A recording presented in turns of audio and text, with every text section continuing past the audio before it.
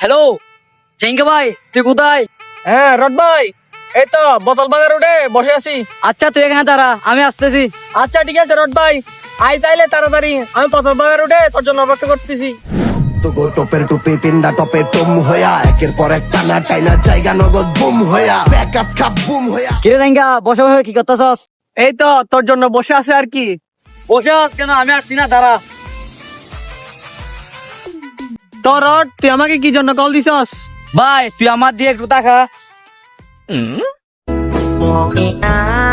হ্যাঁ তাকাইলাম তো। তো তো মানে তুই আমার বন্ধু হয়ে আমার দুর্বলতা দেখতেছস না?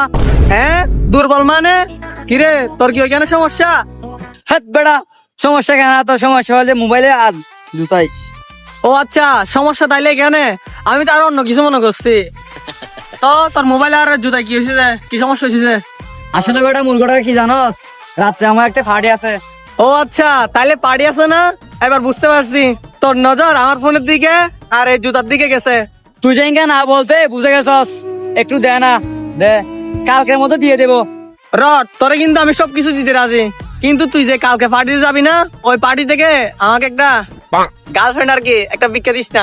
হেৎ বেটা, গার্লফ্রেন্ড গার্লফ্রেন্ড সবসময় গার্লফ্রেন্ড গার্লফ্রেন্ড লাগবে না বেটা তোর জুতা।